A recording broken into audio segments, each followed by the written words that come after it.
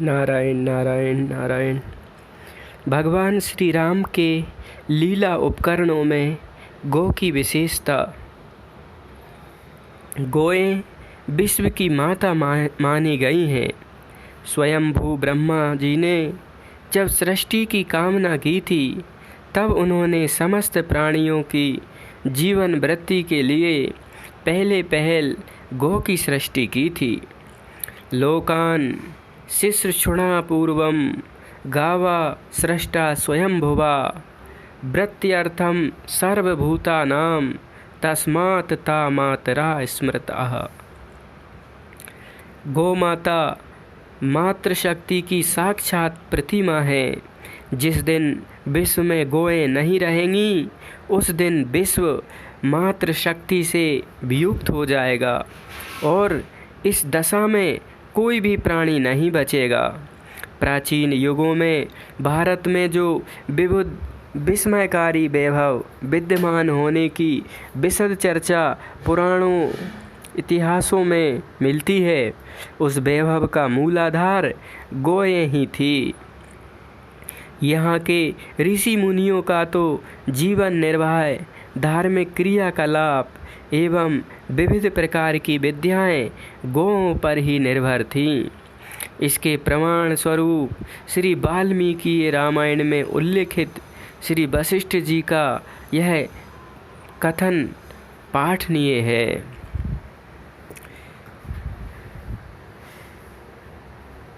वाल्मीकि रामायण में आता है, शाश्वती सबला महाम कीर्तिरात्म बतो तथा अस्याम हव्यम चा कव्यम चा प्राण यात्रा तथैव चा आयत्त मग्रिहोत्रम चा बलि होमस्तथैव चा स्वाहाकार वसटकारो विद्याश्च विविधास्तथा। अर्थात आत्मवान पुरुष की अक्षय कीर्ति के समान सदा मेरे साथ संबंध रखने वाली यह चित्कबरी गो मुझे पृथक नहीं हो सकती। मेरा हव्य कव्य जीवन निर्वाह इसी पर निर्भर है।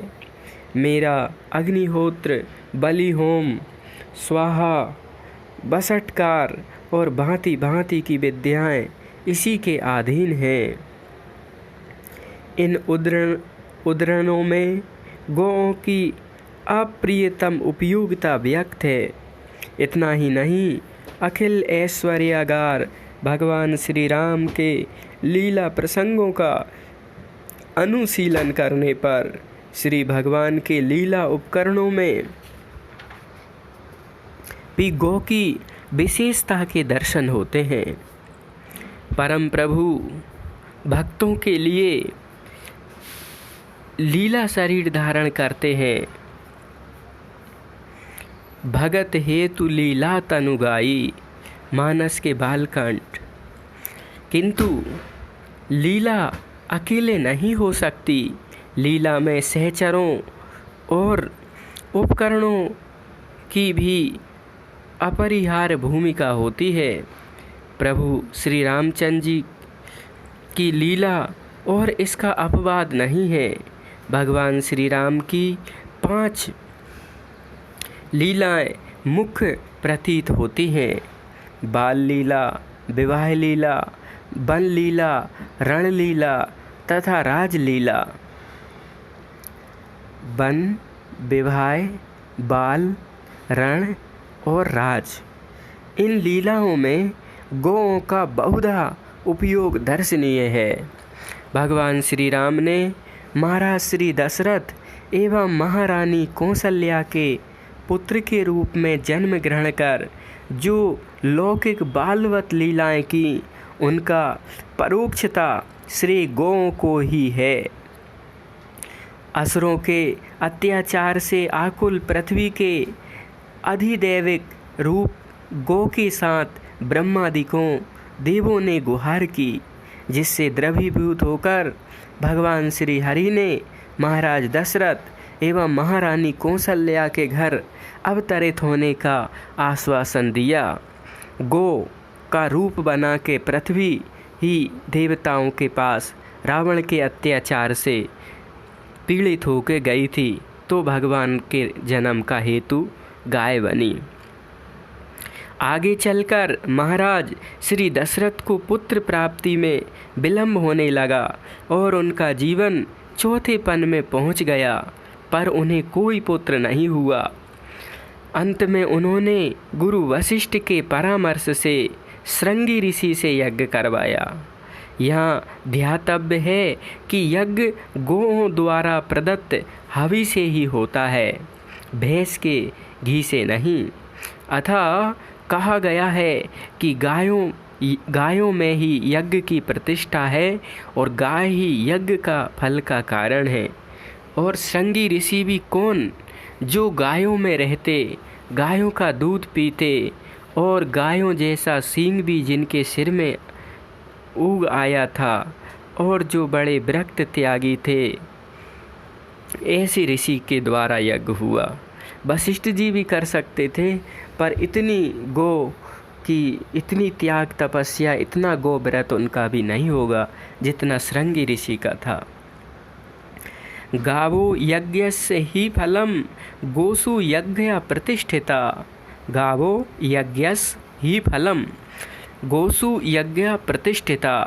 उस यज्ञ के अवसर पर महाराज श्री दशरथ जी ने 10 लाख गौएं दान की थीं। पुत्र प्राप्ति के यज्ञ के समय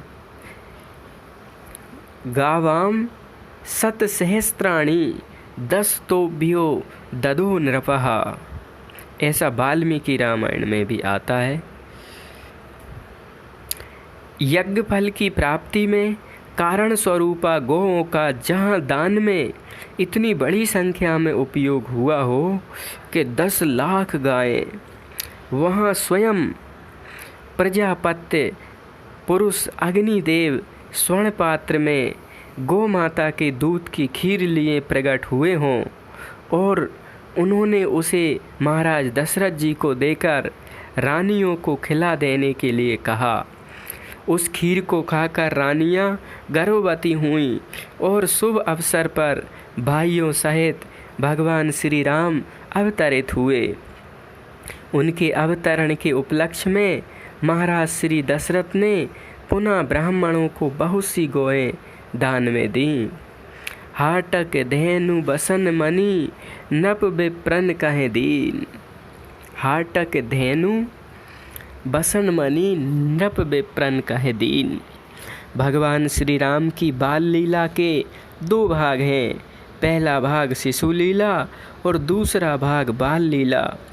शिशु को बोलना नहीं आता, अतः वह अपनी पीड़ा की बात बोलकर नहीं बता सकता। वह पीड़ित होने पर बेचैनी से रोता है।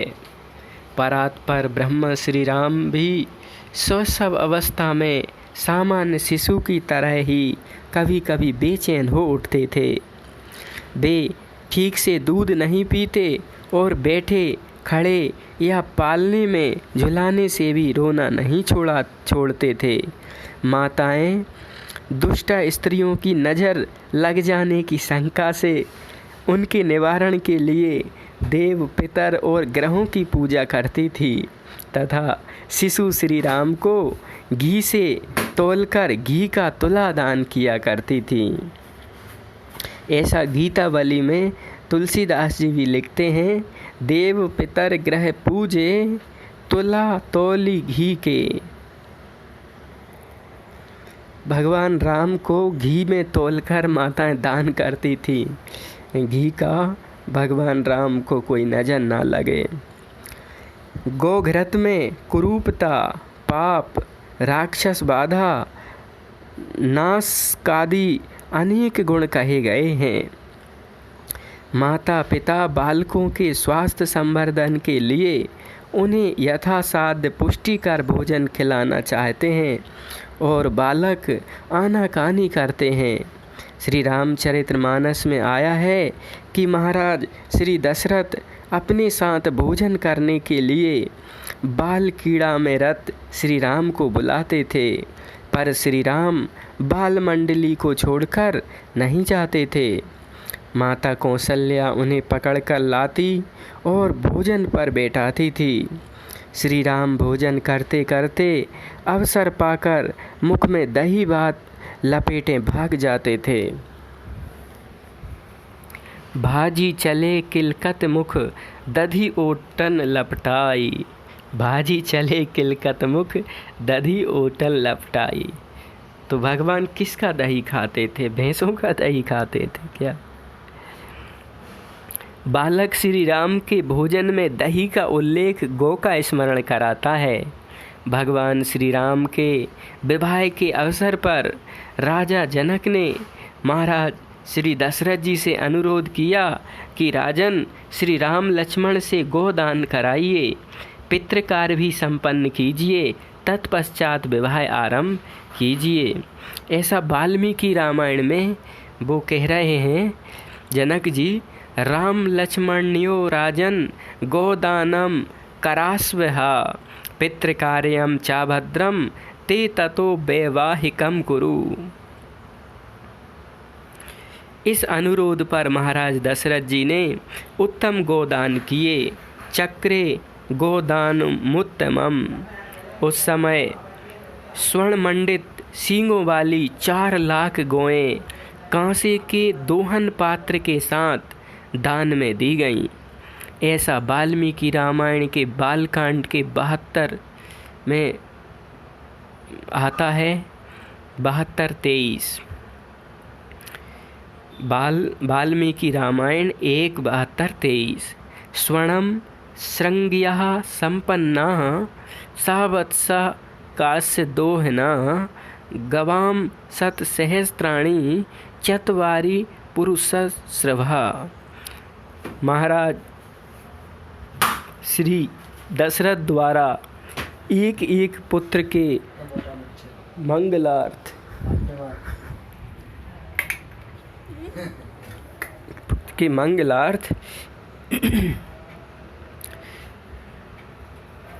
एक एक लाख गाय दान की। चारों कुमार कुमारियों के विवाह संपन्न हो जाने पर श्री जनक जी ने चक्रवर्ती महाराज दशरथ जी को कामधेनु से समता करने वाली अनेकों गौएं प्रदान की। पुत्रों के विवाह के बाद भी प्राकृत्य करके भूप शिरोमणि महाराज दशरथ जी ने गुरु वशिष्ठ के समीप जाकर निवेदन किया। अब सब विप्र बुलाई गोसाई, धेनु देहु सब भांति बनाई। गुरु वशिष्ठ जी से कह रहे हैं, अब सब विप्र बुलाए गोसाई, देहु धेनु सब भांति बनाई। वाल्मीकि रामायण मानस 1:333-7। देने के समय कामधेनु सदृश 4 लाख गौएं मंगवाई गईं और अलंकृत ब्राह्मणों को दी गईं। 4 लक्ष बर धेनु मंगाई, काम सुरभि सम सील सुहाई। सब विधि सकल अलंकृत कीनी, मुदित महीप मही देवन दीनी। 4 लक्ष बर धेनु मंगाई। 4 लाख, 4 की शादी में 1-1 लाख गाय दान। काम सुरभि सम सील सुहाई, सुरभि जैसी गाय। सब विधि सकल अलंकृत दीनी, सजा करके मुदित महीप मही देवन दीनी, प्रसन्नता पूर्वक ब्राह्मणों को दी। भगवान श्री राम की वन यात्रा परिजनों के लिए विषाद का विषय थी, पर स्वयं श्री राम के लिए विनोद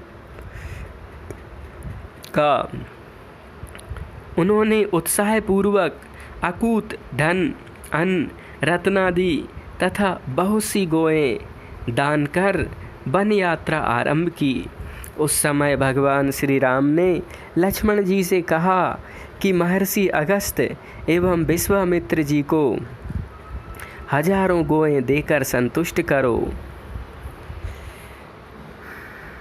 तर्पस्य महाबाहो गोह सहस्त्रेण राघव। इस प्रकार उन्होंने सूत श्रेष्ठ सचिव चित्ररथ को वस्तु वाहन धन आदि के साथ 1000 गौएं, गवाम 10 सतेन च एवं कठ तथा कलाप शाखा के ध्येयता ब्रह्मचारियों को चावल और चने का भार वहन करने वाले 1200 बैल और व्यंजन एवं दही घी के लिए 1000 गौएं दिलवाईं। शालिवाह सहस्त्रम चा देशते भद्र कांस तथा व्यंजनार्थ चा सौमित्रे गोप सहस्त्र मुपाह कुरु। भगवान श्री राम की वन यात्रा के अवसर पर गोदान की एक विनोदपूर्ण कथा वाल्मीकि रामायण में आई है। श्री राम वन जाने को तैयार थे।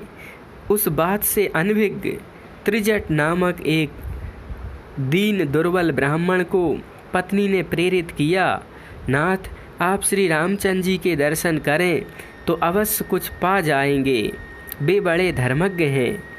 त्रिजट ने भगवान राम के समीप पहुंचकर कहा, मैं निर्धन हूँ, मेरे बहुत सी संतानें हैं, आप मुझ पर कृपा करें। दुर्बलता से पीले पड़े हुए ब्राह्मण की बात सुनकर भगवान श्री राम ने विनोद में कह दिया, विप्रवर आप अपना डंडा जितनी दूर फेंक सकें फेंकिए, वहाँ जाकर गिरेगा, वहाँ तक कि सब गौएं आपकी हो जाएंगी। यह सुनकर त्रिजट ने शीघ्रता से धोती का फेंटा कसकर डंडे को घुमाकर ऐसे जोर से फेंका कि वह सरयू के पार हजारों गौओं के बीच एक सांड के पास गिरा। भगवान श्री राम ने त्रिजट को गले लगा लिया और कथनानुसार सारी गौएं उनके पास भिजवा दी। गौओं के समूह को पाकर त्रिजट पत्नी समेत प्रसन्न हो गए। गवामनीकम प्रतिग्रह मोदिता। भगवान श्री राम की रणलीला का पूर्वाभ्यास विश्वामित्र जी के यज्ञ की रक्षा के समय देखने को मिलता है। वह रण गो ब्राह्मणों के हितार्थ हुआ। विश्वामित्र जी ने भगवान श्री राम को गो ब्राह्मणों के हित के लिए दुष्ट पराक्रम वाली परम भयंकर यक्षी ताड़का का वध करने के लिए प्रेरित किया। गो ब्राह्मण हितार्थाय जाहि दुष्ट पराक्रमाम। श्री राम ने आदेश सिरोधार्य करते हुए गो ब्राह्मण एवं समूचे राष्ट्र के हित के लिए जैसे अनुपम प्रभावशाली महात्मा के आदेश का पालन करने को सब तरह से तैयार हूँ। गो ब्राह्मण हितार्थ देशस्य च हिताय च तथा चैवा प्रमेयस्य वचनम कर्तु मुहता। वाल्मीकि रामायण में आता है। भगवान श्री राम ने गो ब्राह्मणों के हित के लिए पहल भीषण संग्राम किया और ताड़का सुबाहु समेत सेना का संहार किया। भगवान श्री राम का रावण के साथ जो युद्ध हुआ उसका भी एक कारण रावण का गोओं के साथ शत्रु भाव था। रावण के आदेश से उनके अनुचर जिस देश में गो ब्राह्मण को पाते उस देश के नगर गांव एवं पुर में आग लगा देते थे। जेहि देश धैनु द्रज पावहीं, नगर गांव पुर आग लगा वहीं। मानस 1:183-6। इधर भगवान श्री राम तो विप्र धेनु सुर संत हितार्थ अवतारित लिए हुए थे। विप्र धेनु सुर संत हित लीन मनुज अवतार। मानस 1:192। अतः उन्होंने गोघाती आताताई असुरों के विनाश के लिए लंका में ऐसा प्रचंड युद्ध किया, ना भूतो ना भविष्यति। भगवान श्री राम की राजलीला का भी शुभारंभ गौओं की भूमिका से ही होता है। वनवास से लौटकर श्री राम जब स्वागत में आगत एक विशाल जनसमूह के साथ राजधानी अयोध्या में प्रवेश करने लगे, तब उनके आगे आगे सामान्य मंगल सूचक प्रतीक उपकरणों के साथ गायें भी साथ चल रही थी। वाल्मीकि रामायण में आता है, अक्षतम जात रूपम च गावः कन्या सहद्रजा नरा मोदक हस्ता सच रामस्य पुरतो युः। अपने राज्याभिषेक के अवसर पर भगवान श्री राम ने ब्राह्मणों को 1,00,000 गौएं, उतनी ही संख्या में दुधार गौएं तथा 100 सांड दान किए थे। ऐसा वाल्मीकि रामायण 6:128-38 में आता है। शतसहस्त्र मस्वानां धेनूनां च गवां तथा ददो शतभृशान् पूर्वं दृजेभ्यो मनुस्रवा।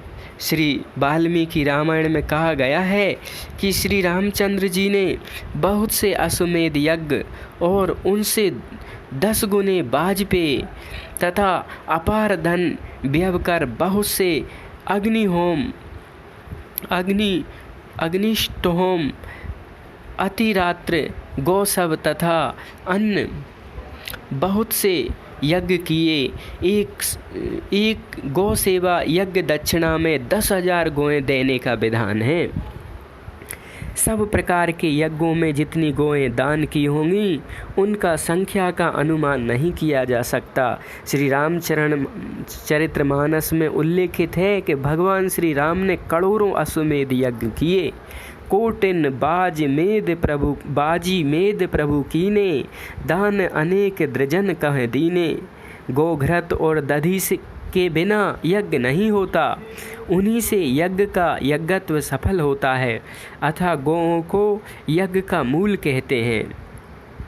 धृते दधि घृते नेह न यज्ञ संप्रवर्तते तेन यज्ञस्य यज्ञात्मतो मूलम च कथ्यते। महाभारत में आता है, करोड़ों अश्वमेध यज्ञ के उद्देश्य से राजराजेश्वर श्री राम की राजकीय गौशाला में असंख्य गौओं की सेवा होती थी और उन्हीं का दोहरा दानोपहार में उपयोग होता था। श्री राम राज्य में गौएं पूज्य थी, उनकी सेवा राजधर्म था। उस समय गौएं मनोवांछित दूध देती थी, मन भाव तो धेनु पाए सत्र वहीं।